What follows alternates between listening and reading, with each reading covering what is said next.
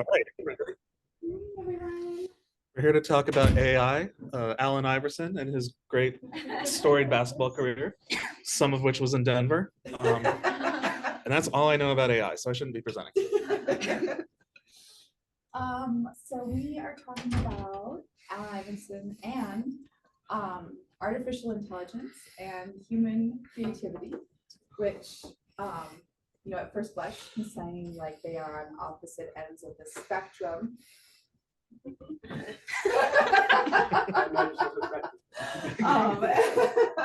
But we're actually going to talk about how much they, like AI can actually help human creativity and be an amazing tool. So let's get going. It is undoubtedly part of the creative landscape, and here to stay. And I think it's, more than anything, we know that it's something that is, it's evolving faster than any kind of technology before it. But we as creatives and marketers who work in the technology world are really used to working forward and thinking forward and finding new tools and finding new ways of working, and taking advantage of everything, even as the ground is kind of moving underneath us. So more than anyone, we're really prepared to embrace this and take advantage of it, and a lot of us already are. And I also want to say that this is a learning session. It is evolving really quickly, and for anyone to sit up here and say we're experts, yeah. Is absurd. And so really I think kind of what was cool about this is that it's all of us learning from each other as this kind of charges forward, and we charge forward with it and share what we know about it and what's working about it, what's weird about it. And then we can kind of get our collective feet under it faster. So that'll be a lot of what today is about too, is just kind of sharing what we know and talking about what we know, and then playing around with it, which will be fun. Okay. So that said, there are kind of as we were talking about this in the kind of weeks leading up to this, even though it is moving really rapidly, and there are a lot of different things out there. There are kind of three things that the ways that creatives can work with this, kind of three big buckets that we kind of found can kind of house everything under. So we wanted to talk about that. The first one is that you can really leverage this to explore more in less time.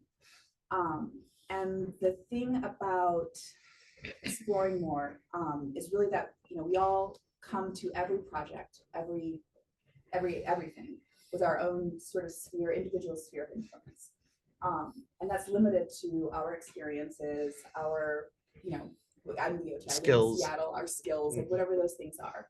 And what AI can do is it can take those experiences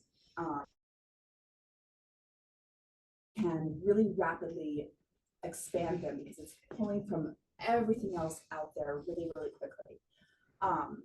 And this is a way of thinking that it's called, I'm going to get this right, combinatory play. Nailed it in one. Yes. And that's an idea that Einstein came up with, so no pressure. But it was the idea that even if you're working in one area, let's say science, you're really taking time to pull from other areas, say it's music, arts, whatever, and that kind of way of a more holistic way of thinking is going to allow you to approach a problem differently, give it a new perspective really quickly. And although that can take a long time, in a non-digital, so you're going to have your perspective, you're entering into any kind of tool, and it pulls from so many other perspectives out there, and suddenly you're having the things that you think shifted differently. It's a new approach, it's a new way of solving a problem. So you can do that. Can you shift your computer so that Mike can pick up the other more? Oh, yeah. I can. All right. That can show up in a bunch of different ways, from idea generation to prototyping to content curation, a bunch of different ways you can apply this. All right. So the next pillar, as we think of it, is AI and its ability to help you kind of widen your lens. So sort of widen that aperture that you're looking through when you're creating or maybe finessing creative. And this comes to play in two key ways. The first one really walks hand in hand with what Leota was just talking about regarding expanding the creative that you produce, but I think it can also apply in an inspiration space as well. And where that comes from is that, thinking of the things that you see in your mind's eye, they're made up of a lot of things that you have seen with your real eyes or heard or learned or talked about or whatever it is. There's a lot there, and that's a lot of meat for you to kind of play with as you're creating, but that is the shape of your lens. So what AI can do is it can pull from a lot of other sources and just help you kind of see things that your brain just doesn't independently have the information to come up with on its own. Same thing is true for writing. I think all the writers in the room can say when you read something that an AI wrote, you immediately pick out like everything that you would do differently, which we love that. It's fun to make fun of and all of that. But also because an AI will put words together in combinations that you wouldn't have used, it can give you just another way to look at things and kind of rattle you out of your own style in a way. Yep. Another way that comes into play is really just seeing creative in context. And what I mean by that is, as marketers, our creative always has an objective. Like, what are we trying to say? What are we trying to make somebody do? Whatever it is, we focus on that so much. That's how we get our creative to hit the objective, but it can also kind of shut us off from other things that we should be considering. I'll give an example of a client that I worked with for several years that really liked to use language that was really forceful and active. Think like break, cut, slash, dominate, those sorts of words. They did it with the goal of sounding powerful and decisive. But if you fed a story filled with those sorts of words into an AI, you'd probably get an image that is kind of violent, maybe, or warlike or whatever. And it's just a way for you to kind of visualize how your work might be landing on people who are looking at it in a different way. And the third pillar is what we're calling create and collaborate without limits. So what's really cool about AI, especially for writers and designers, it can help us create beyond our skill set and our own craft, which makes it a lot easier to collaborate with each other. AI can help us speak one another's language. We can talk about visuals in a way that writers can use tools to understand, and they can talk about things that we can understand. It's especially helpful, and we'll get into this later, in like concepting, right? Where often, writers will start idea generating with words. Designers might go look at inspiration, but now we can actually crisscross, right? So writers can go to a tool like Firefly and start typing in some of the terms that are floating in their head, see what that visualizes, and see what that kickstarts in their brain. And so it's like more influence and visualization. Whereas a designer might have some ideas kicking around their head. They want to write some lines, but they don't. They can go to like a ChatGPT, have them kick out some headline ideas, and now suddenly they're more inspired and have purpose for their creative, and then go back to their writers and be like, this is kind of what I'm thinking, but I know these headlines suck. So will you help me make them better? So, often it's not, AI is not for the final product, but for that initial idea generating fluid stage, it can be really, really helpful to just get things off the ground. So yeah, those are the three pillars of AI. Explore more in less time, widen your lens, and create and collaborate without limits. So what can we do with that? I'm so happy you asked.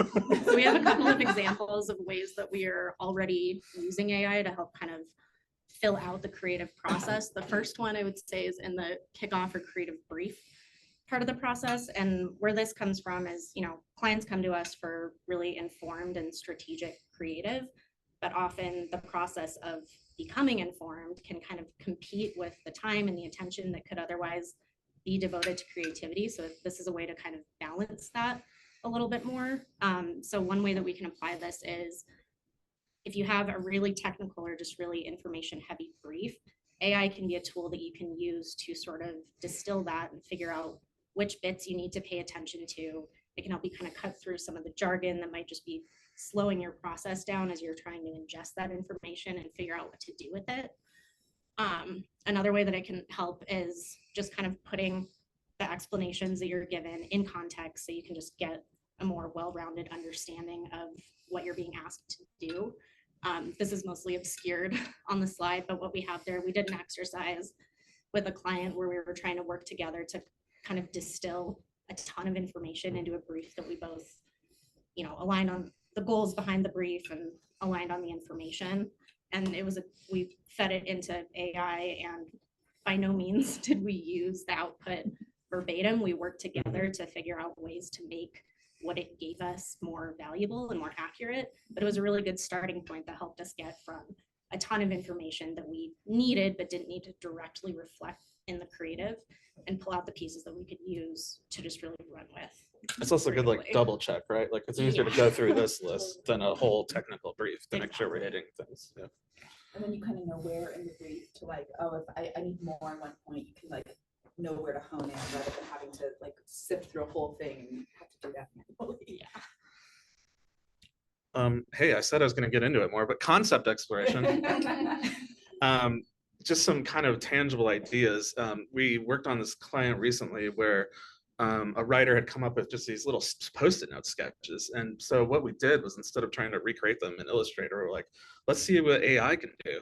And it was really cool to see, like, go from a Post-it note sketch to just, again, quickly idea generating ways that we could do this. And we got to some really interesting visuals. And when we proposed them to the client, it by no means was like, hey, we should use this art. It was like, hey, we like this idea, and here are some good illustrators that could help bring it to life. So, I don't want to get too much into the ethics today. That'll be for AI week coming soon from TNP. But really, just being able to explore ideas without limits is super helpful. Brainstorming in new ways. Again, designers being able to use, like, a writing helping tool, it can be really valuable for people like me who don't words good.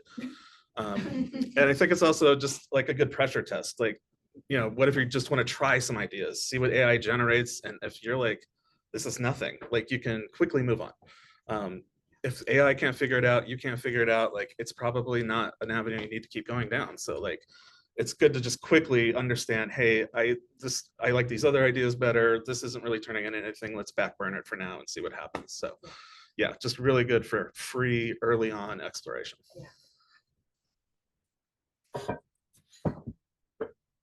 So also it's also really good for go-to-market asset development. Again, and this is just getting to good faster. So thinking of it as a baseline that you can jump off of. So you can get to images faster, create or quickly edit images, rather than, like, only relying on stock. You can create frameworks. I know some of our writers in the UK will, like, if they have a huge transcript from a SME call, we'll actually put that into AI after, like, sitting in on that, and have that pull out the most salient points and help create frameworks faster, so that, again, you can use your creative brain for, like, the work that's coming out of that framework rather than having to go through and create that thing first. Also, additional research. I often use it as a search engine just to, it's will be scraped, like ChatGPT scrapes from the internet, right? So if you have a question about something or you want more information on it, you could either go and, like, read a ton of articles on that, or if you've got, like, a good hunch, like, oh, I just want some more information about this, or deeper information about something, a specific topic, we'll pull a bunch of that stuff for you that you can then go, like, okay, I know exactly what I need to go and vet now. So it's just kind of, it's a great tool for, getting to good faster, so that you're able to use all of the great creative juices for good. Awesome. So now we're going to hear from Paul in the UK. He probably has more experience with AI tools than any of us here. So we're going to have him walk us through some work he's tried. Awesome. Thank you. Can everyone hear me okay? Yep. Excellent. So I'm going to talk through a few recent projects that have used kind of Chrome AI and Adobe Firefly as. And I think that word tools is a really kind of key word, because for none of these examples could we have just typed in kind of essentially the brief into an engine and just let it spit out an image. The idea was crucial to how we actually crafted it and brought it to life. It's just the tools we used were new and different. So I'm going to talk through some of the techniques and some of the tools that they kind of enable. So if we skip to the next slide.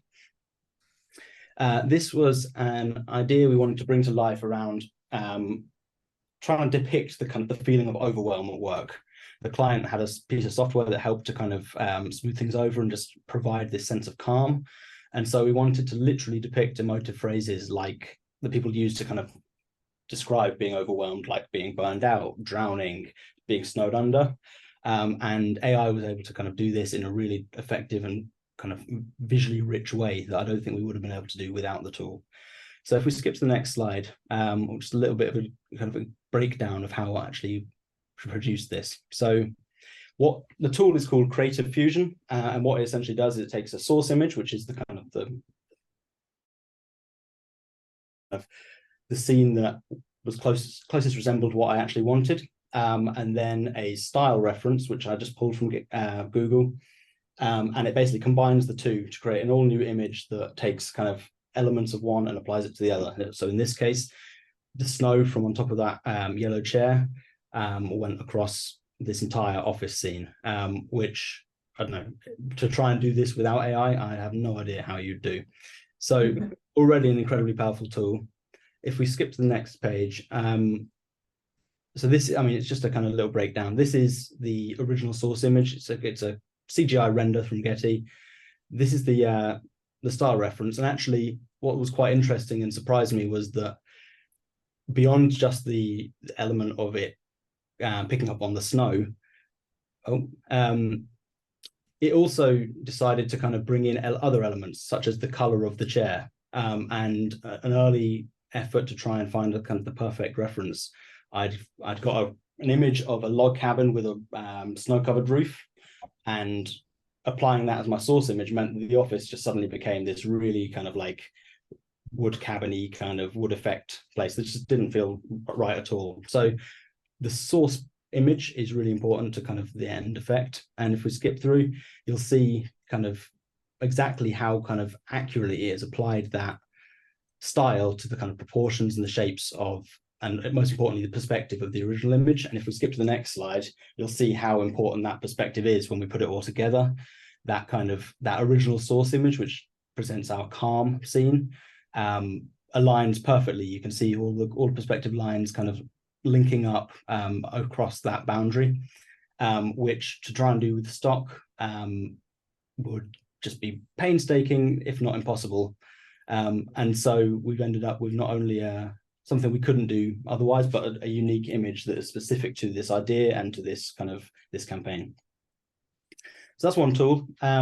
Another tool also with Chrome, I'll talk about, it was for a cybersecurity client where we wanted to try and move the conversation on from kind of the image, well, move the imagery on from the typical imagery associated, which is often very like cyber, kind of blue, dark, like glowing lights, and often includes kind of very cliched imagery like padlocks. But we felt there was an opportunity to kind of transform that kind of tired old imagery and present it in a new light. In this case, kind of embedding it into scenes which kind of represented some of the ideas that this client was able to kind of bring. So cybersecurity enabling growth, cybersecurity opening doors and opportunities, and cybersecurity being something that could be quite simple. So these kind of styles or scenes or materials that we applied to the lock enabled to translate, sorry, to communicate that really, really kind of smoothly. And again, with a completely unique look. So if we skip to the next slide, this work, oh, sorry. So this is actually a tool called text effects, and it's intended to take a kind of a black and white silhouette of text and apply styling, which is, it does very well and very accurately, and can be really useful tool to kind of generate what otherwise would have probably required a 3D artist to do. But in this instance, I found it was just as kind of well suited to working with icons. And so combining or uploading a simple black and white image of a padlock, describing through text prompts a kind of a scene or a material or a characteristic I wanted it to kind of convey, and then letting it do its business, meant that within seconds, essentially, I had kind of 3 different options to play with in terms of it bringing that idea to life. And so through the process of trial and error, I was able to kind of pull together a very large library of these different padlocks in a very quick amount of time. And as you can see, this should play, if we can press play, this is just a video looping all the different variations of the door that I got. So you can see kind of from one text prompt and one simple graphic, it's created just an almost infinite array of different options for me. And if we skip to the next slide, I think it's interesting to know that this idea originally was originally going to be an illustrative route. We wanted to try and use this kind of the style on the left where you've got kind of hidden imagery that kind of you only see on second look to bring this idea to life. But this was a pitch, and trying to kind of put together these ideas without any illustration skills, in my case, was a really tall order. And so actually AI enabled us to kind of achieve essentially the same effect, but in a completely different medium and in half the time. So I guess to Scoot's point, it massively increases your ability to do new things way beyond your traditional kind of capabilities or skills. The next one is another example of kind of text effects, this time using Adobe Firefly. This was a project that was all about generative AI. And so it felt like using GenAI to actually generate the imagery was a kind of a no-brainer, but typing in a prompt around the topic of GenAI into an AI bot seemed like it would be far too meta and kind of inception-y.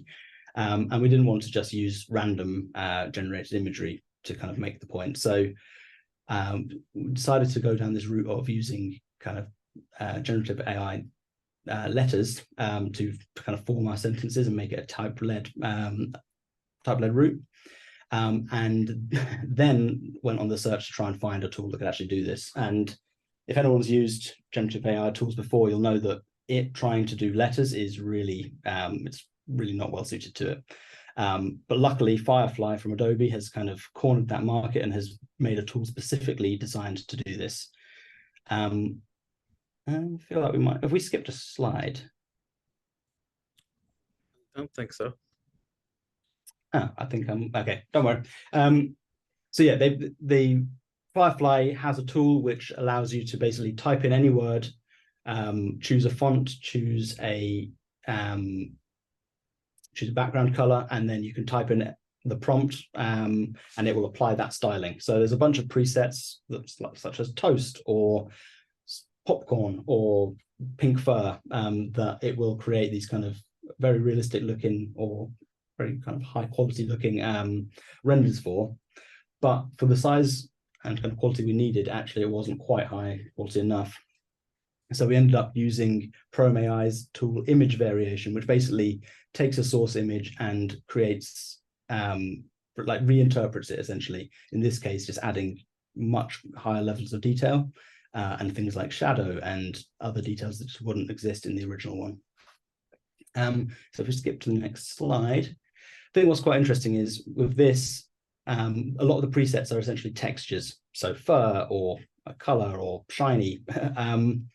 But what I was keen to do here is try and take that a little step further and imagine what a 3D artist might do with each of these letters. So creating these kind of individual scenes, for example, the kind of that little medieval castle for the N is just a really like succinct little scene just in one letter, which I thought was a really beautiful thing. And again, something you wouldn't be able to do with without 3D artists in kind of a typical scenario. A big learning from this was definitely don't try and do this for long sentences. I ended up having to make 110 different letters, which really did, I don't know, I ran out of inspiration eventually in terms of trying to make new ones. And this was for a project that was going to be translated into multiple languages. So I had to do umlauts and all sorts of other text variations that really made this far too laborious. So I loved the idea, but it definitely wants to be applied to the kind of the right situation. If we skip on, this last project was a project where we're trying to bring to life the idea of road transport vehicle, like heavy road transport vehicles, and what they would be like if they used a lighter, i.e. more sustainable fuel. So we had this idea around kind of turning them into balloons that were inflated and kind of floated off the ground. And then we ended up using, I think, well, both Firefly and Chrome AI's straightforward text to image generator to try and create these. And I thought it was an interesting inclusion just because I think it's largely successful, but actually we didn't ever find a good prompt to get it to make it look inflated and kind of bulging. We required a lot of trial and error to get what we needed from it, because no matter what we tried, essentially it didn't quite interpret the phrases correctly. So if we go to the next slide, you'll see part of the problem we found was Firefly, actually, to its credit, kind of interpreted the prompt much better. It did a much better job of making things that looked like balloons, but they were quite low resolution and not aesthetically pleasing enough, generally. Whereas Chrome AI, when we did the image variation, kind of made much more kind of interesting visuals, but it added far more detail than a balloon would traditionally have. So trying to find the balance between those two was quite interesting.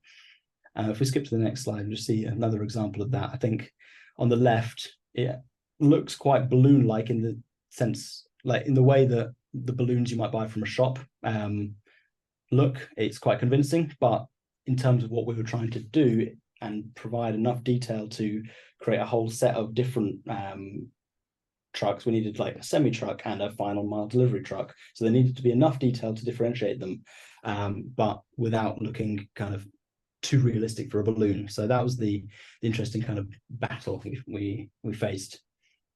But I think, yeah, luckily every other 5 or so images hit the spot, and it was so quick to generate them that we were able to do so kind of in the time we needed. So that's a kind of quite a whistle-stop tour through a bunch of the tools we've been using recently. There are way more tools available on Chrome. I don't know if we skip to the next slide, I may have, no, don't worry. There's a slide that has all the tools that Chrome AI offers, and it's, I'll share it afterwards. It's kind of, there's loads of stuff from image to video generation, and it changes literally week on week in terms of what they offer. So it's, yeah, there's all sorts of tools to experiment with and play with. Anyway, I'll pass you back, I think, to Scoots to talk about this route. Yep. Yeah. One last thing just to show, this was kind of combining Adobe AI tools. So this was a concept exploration we did for a client that was about bringing the CTO and the CMO together as partners and imagining what crazy, impossible things would be possible if you were to work together, right? So round 1, we just used Firefly, typing in prompts to get these crazy scenes of like people exploring, riding bikes on the earth, or riding this whale in a fantasy land, creating a new reality. Very cool stuff. And then round 2, around this time was when they put generative AI into Photoshop. And so we took Firefly images and then used the generative AI to generate even more in the scene. So like the image on the right started off as just like 2 hikers looking down a road. We used Firefly to make it more fantasy. And then we like made a little shape in the middle and said, we want a dragon here. And it gave us a couple dragons. There's a unicorn off in the distance. There's a rainbow, which we had several variations of rainbow. So we just kept adding things like plant life to just really make this all come together. And it's so cool to have AI right in Photoshop, in your workflow, in your layers, being able to turn it on and off, try new things. Like, it's so just smooth how much it works in your already day-to-day workflow now. So it's really crazy. Man, it'd be cool to see it done live, wouldn't it? So now's when it's going to go off the rails. Oh, I got to look at the screen, don't I? Okay.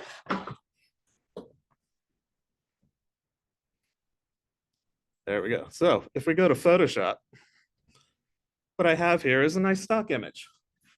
It's a little, you know, I mean, it looks stocky. It's very oversaturated. It's got some cool lighting. But darn it, I need it for a much larger application, like a 10 by 10 display at an event. So what I'm gonna do is just duplicate that layer, and let's say we double the size of it. We're gonna make the canvas literally twice the size. And I don't want yellow as the canvas extension color. Gross.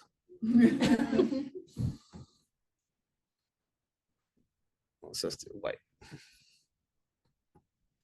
Okay, there we go. Now we have a much bigger image, but now I want to see what Photoshop can do to fill in the blanks here. So I'm going to select that layer. I'm going to make my selection. Oh no, I can't see the top.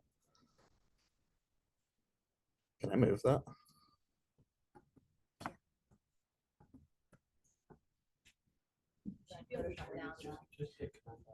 Command I. If you click on the green bar where it says you are screen sharing, you should be able to drag it to the right. Yes. There we go. Thank you. Lila. I knew the live demo would go off the rails. I didn't know how. So yeah, I'm going to contract it a bit because what I don't want is it to like include a border or something, right? So I'm actually going to do more than that. Select. Modify. I forgot this is a pretty big image. Let's give it 25.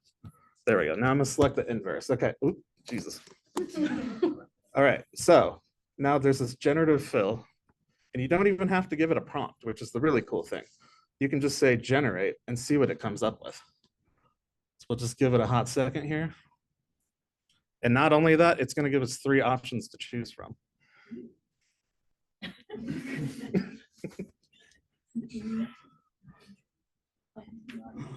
It's just like alien thing. You know? Yeah, I mean, it could be anything. That's the danger. There we go. So of the 3 options, there's one in a field. This one looks like it's a hot mess. Let's see what it looks like. Yeah, it didn't know what to do there. This one added a little dirt in the foreground, kind of interesting. So yeah, that's just an example, like being able to extend the canvas. Let's say you found a great image, but there isn't enough sky at the top. You can now just generate more sky. There's so many cool things you can do to just like add stuff that wasn't there before, but with the perfect photo you already found. I think it would also be fun to try this on, it's fun to try this on like movie posters with, I don't know, the 2018 blockbuster starring Dwayne "The Rock" Johnson, Skyscraper. Because what is he even jumping to? How would we know? I'd have to watch the movie. I'm not going to do that. Yeah, no one's going to watch the movie. So same thing. I forgot to duplicate first. There we go.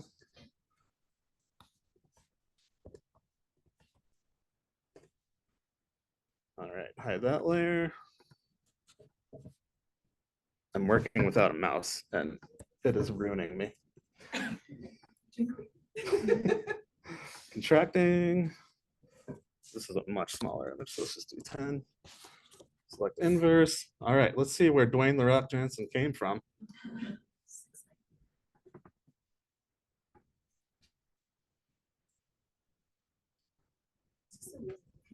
Yeah, it is a real movie. I didn't make up the movie. I am making up the background around it. There we go. Why is this like he's jumping? Yeah, it turned the crane into a weird drone. Oh, there we go. We got the crane that time.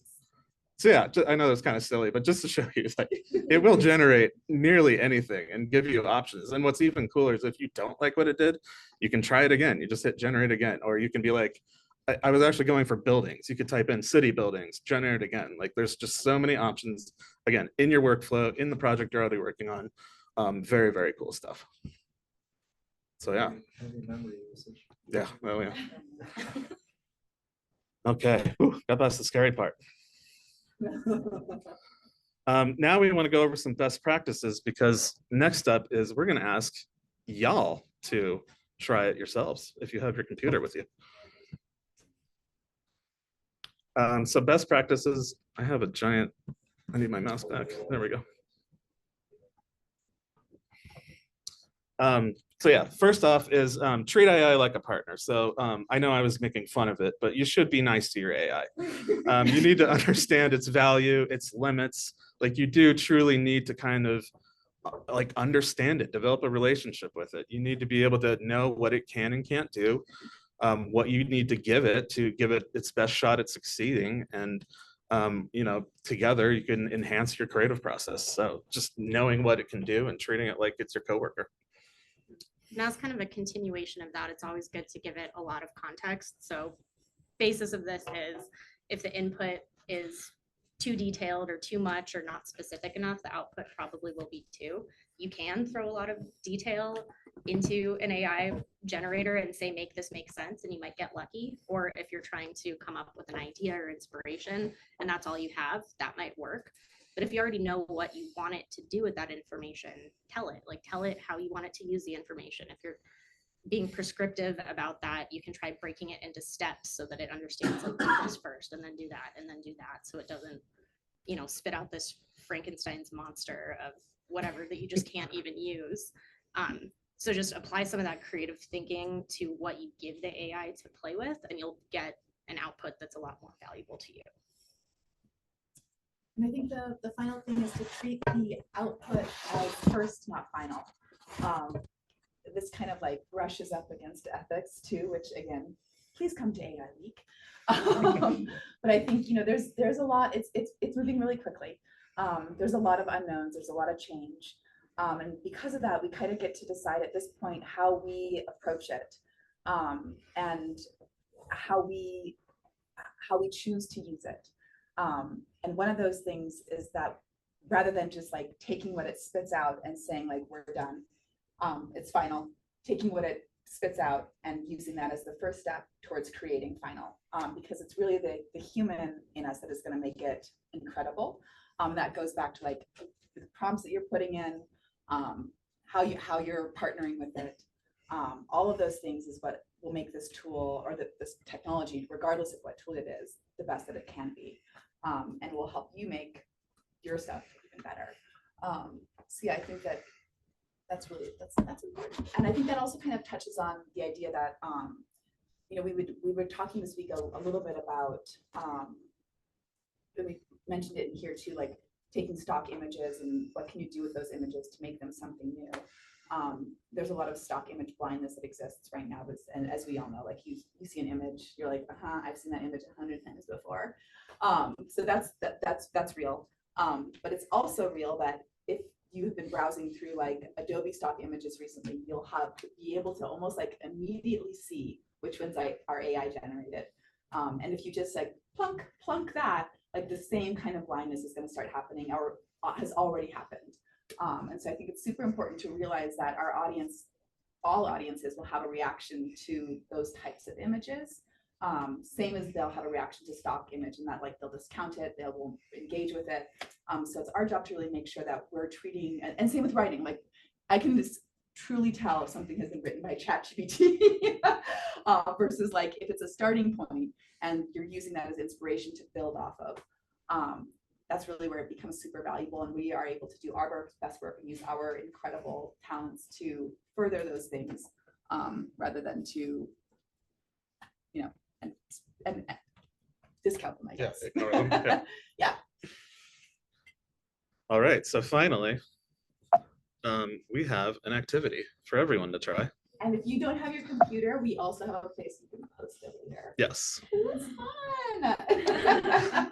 And if you're joining online, it's mandatory. Yes, if you're online, it is mandatory. So something that's kind of part of the ways of working, a series that Brene Brown comes up with, that's something a lot of the leadership at TMP subscribe to, is we define our values. And she has this great sheet of values. You kind of go through it, pick the two that resonate most to you, and really explore why it is that those are you.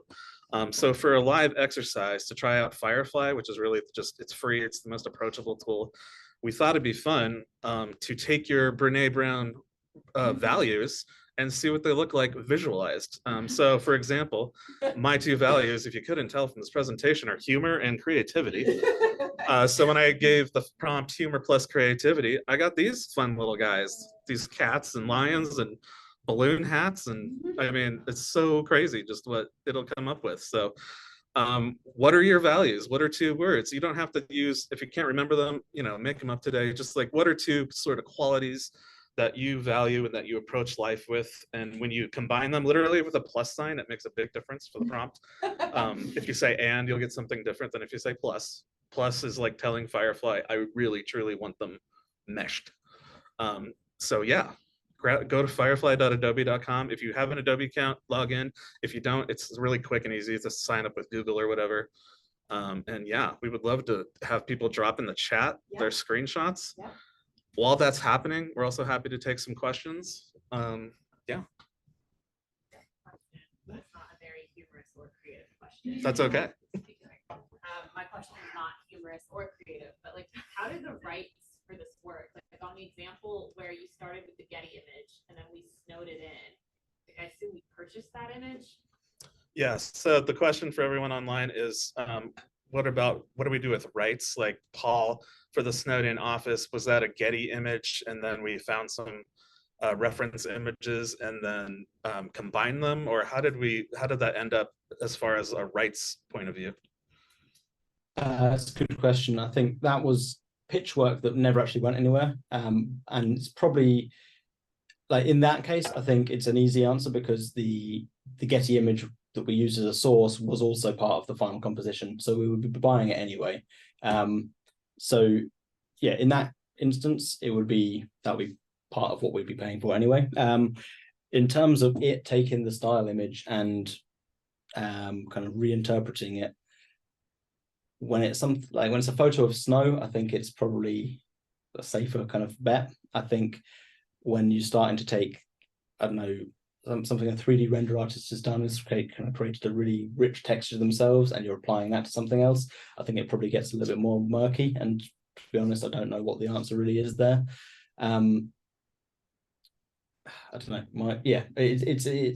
It's an area that is evolving in terms of like what people say about it and where it's going. But I think there are things we can do to cover our backs a little bit, like purchasing the original stock image. And like some things we were using it for, like creative exploration, ultimately we were saying, hey, we want to do a visual like this, but we want to hire someone like an illustrator who can really truly create this and bring it to life. Even on like Shutterstock, they will let you use Dolly within Shutterstock and they will license it to you.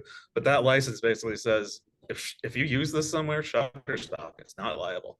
So like you take on all the liability of it.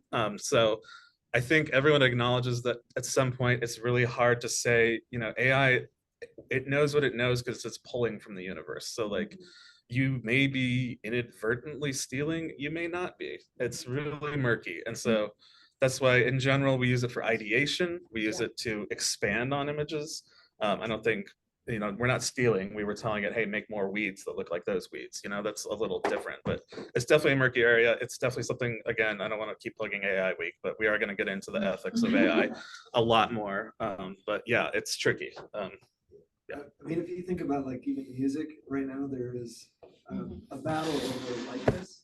That you can take somebody's voice and have them sing whatever song you want them to. It's the same problem in the visual creative space too. So,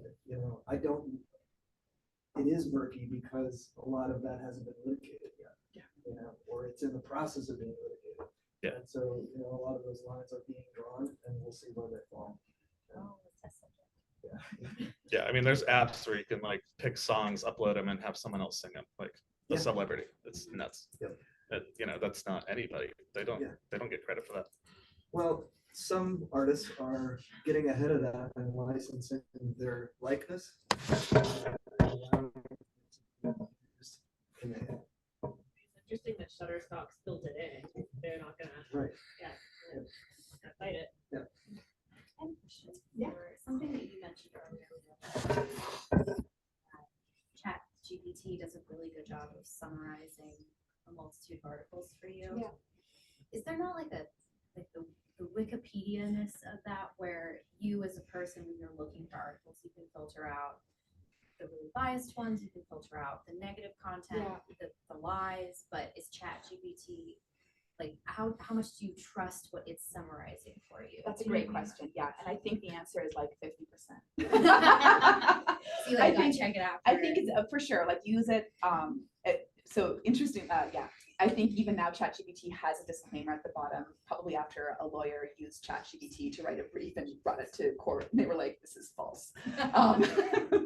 So I think that, you know, the internet is full of garbage and it will pull, it is, as humans, our job is to be able to vet like what we know are good sources, what we know are as true, and use our intellect to be able to do that. I think if you have a question about like maybe a product, like how a product works, and you want a lot of detail, and you're like, I could either go through and read their whole website, or I could quickly ask my question and they'll scan the whole website for me and tell me in a paragraph what that does. That's like, that's most of the way I would use it in order to like understand something better that I'm needing to write about. I think as far as finding like research for statistics or things like that, or I might try to like, if I have an idea for a point of view, like, is this true? I might like check in what it will spit out and see if like, oh, okay, that gives me an idea for something that I could kind of write about, or it's totally littered with things about that already. It's probably not worth exploring any further because everyone said that already. So I think it's more of a way of vetting things and like just kind of gut checking things, and then like using that as a jumping off point to go and do additional desk work. But it is, I have found that it's a shortcut. So yeah, the product stuff, like understanding how things work, I think that's definitely useful for me. Have you tried sometimes in branding we talk about brand tone and voice, and we often use real people, like this brand sounds like Dennis Hemingway. Yeah. Has anyone tried actually doing that? Yes. So my husband is an author, and we tested like, will you write a paragraph like Joshua Moore? And we were like, dang. So it's interesting actually. I think if you guys want extra credit for the project, an idea would also be to take your two things and say like, write a limerick in ChatGPT, give ChatGPT a persona like Hemingway or Jack Kerouac, and write a paragraph about me with these two things and see what it comes up with in those kinds of styles, because it can be like interesting and also kind of shocking, but it can also help you kind of see like, if I'm trying to sound like a certain persona, if I'm trying to sound like a certain person, like if I think my persona sounds like Tom Waits, what are some of the words that he would use consistently? What are some of the word combinations that he would kind of, I wouldn't be able to come up with on my own, that would be kind of surprising. I think it would be a great use of it. Have you tried telling Josh to just tell it to write a novel in the style of Joshua Moore? I want to stay Might married, save a lot of no. time and effort.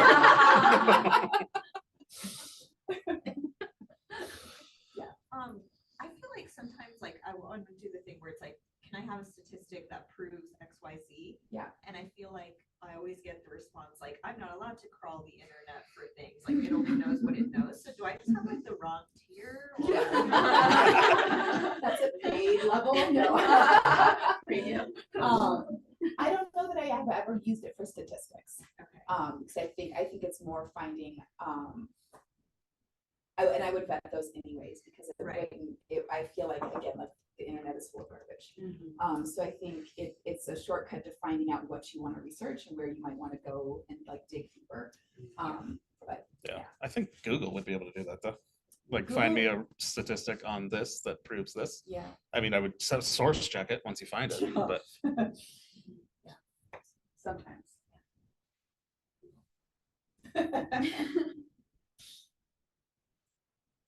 Anyone else? Has anyone else maybe like explored some of yeah, I know we've like been talking with a couple different people throughout the week who have been using this. Any thoughts? Yeah. Yeah, I've been using it for like interior design.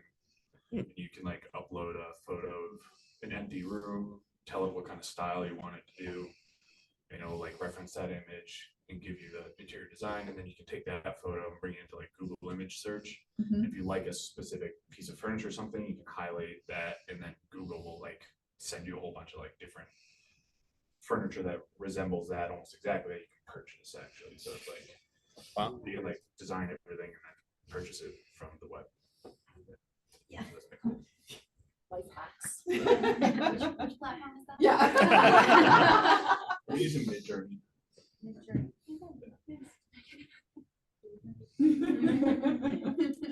Great, now we're taking interior designers' jobs. I've